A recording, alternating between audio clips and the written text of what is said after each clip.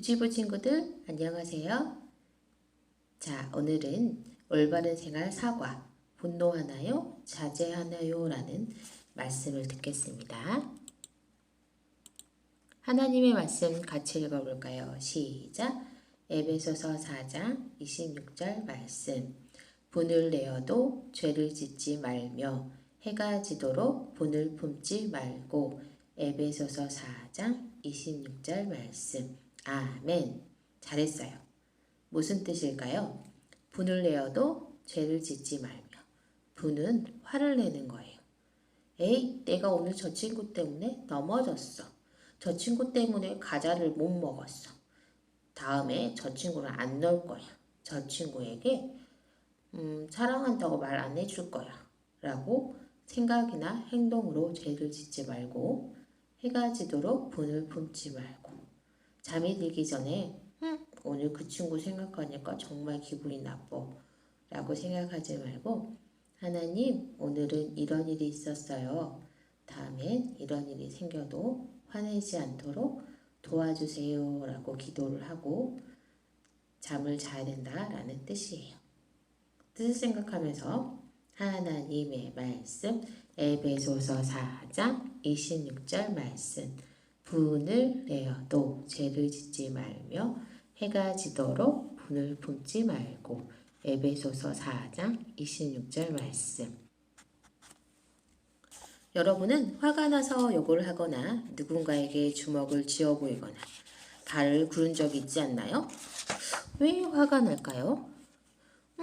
난 신나게 보고 있는데 엄마가 드라마 본다고 TV 채널을 돌렸을 때, 또 친구랑 신나게 놀고 있는데 우리 할아버지 보러 병원에 가자라고 했을 때, 오늘은 소풍 가는 날인데 하늘에서 비가 오네. 여러분, 이럴 때 화나지 않나요? 그래요. 화를 내면 어떤 일이 일어날까요? 여러분이 한 말에 대해 나중에 후회할지도 몰라요. 때로는 여러분이 화를 내지 않지만 마음속에 화를 품고 있거나 마음속에서 그 사람을 욕하고 있을지도 몰라요. 혹은 여전히 그 사람을 좋게 대하지만 그를 용서하지 않을지도 몰라요.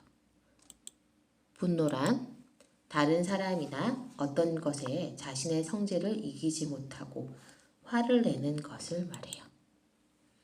대체로 우리는 분노에 대해 생각할 때 화를 억제하지 못하는 것이라고 생각해요. 그렇다면 이러한 분노, 화가 왜 잘못일까요? 시편 139편 23, 24절에 하나님이여 나를 살피사 내 마음을 아시며 나를 시험하사 내 뜻을 아옵소서. 내게 무슨 악한 행위가 있나 보시고 나를 영원한 길로 인도하소서라고 나와 있어요.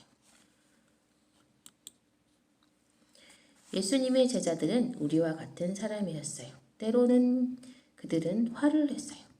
그들은 하나님의 아들이심을 잊고 살기도 했었어요. 예수님이 제자들에게 이렇게 말씀하셨어요. 오늘 밤 다 울기 전에 내가 3번 나를 부인하리라 라고 제자들에게 또 베드로에게 말씀하셨어요.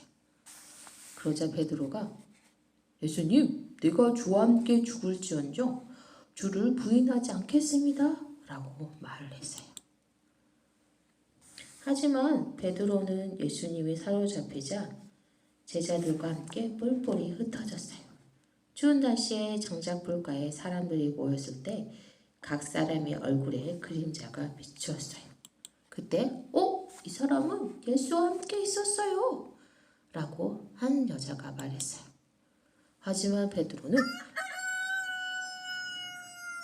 나는 이 사람을 알지 못하오 라고 말하는 순간 닭이 울었어요. 베드로는 예수님이 오늘 밤 다 울기 전에 내가 3번 나를 부인하리라 라는 말씀을 기억했어요. 베드로는 자신이 한 말을 후회하며 심히 울었어요. 그러나 예수님은 그런 베드로를 보시면서 분노하지 않으셨어요. 예수님께서 화낼 만한 이유가 있었나요? 예수님은 아무 잘못도 없이 사람들에게 잡혔어요. 예수님을 잡은 사람들은 예수님에 대해 거짓을 말하고 얼굴에 침을 뱉고 때리고 묶었어요. 그럼에도 불구하고 성경은 예수께서 침묵하시거늘이라고 마태복음 26장에 나와 있어요. 이것은 싸우거나 불친절한 말을 하지 않았다는 뜻이에요. 예수님은 자제심을 가지고 있었어요. 빌라도 총독이 예수께 물어보았어요. 예수님이 벌 받을 이유가 하나도 없었고 찾을 수 없었어요. 물론 없지요. 님은 하나님의 거룩한 아들이시기 때문이죠. 명절이 되면 죄수 한 명을 놓아주는 법이 있기 때문에 예수님을 풀어주려 했어요. 하지만 사람들은 십자가에 못 박아라, 예수를 십자가에 못 박아라 라고 소리쳤어요. 왜 그러느냐? 그가 행한 죄가 무엇이냐? 라고 말하자 사람들은 십자가에 못 박아라 라고 또 크게 소리쳤어요. 이때 예수님이 화를 내셨나요? 아니에요. 심지어 가장 친한 제자들이 그를 버렸어도 예수님은 그들을 여전히 사랑하셨어요. 자제란 같이 읽어보겠습니다. 시작. 잘못된 일을 하지 않도록 자신의 감정을 억제하는 것. 그래요. 예수님을 구세주로 믿고 있는 어린이라면 따라합니다. 하나님은 여러분에게 분노를 극복할 수 있는 능력을 주세요. 먼저 하나님께 기도하세요. 에베소서 4장 26절 말씀에 해가 지도록 분을 품지 말고 라고 말씀하고 계세요. 화는 죄를 극복할 힘을 가진 분이 누구일까요? 그래요. 예수님이세요. 여러분에게 능력을 주기 위해 성령님이 여러분 안에 살아계세요. 여러분은 화를 그치게 해주시는 하나님을 의지하며 기도하면 돼요. 그리고 다른 사람을 용서해 주세요. 여러분에게 잘못한 사람을 용서해 주세요.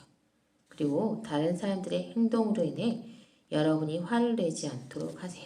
마태복음 5장 44절에 너희 원수를 사랑하며 너희를 박해하는 자를 위하여 기도하라 라고 말씀하고 계세요.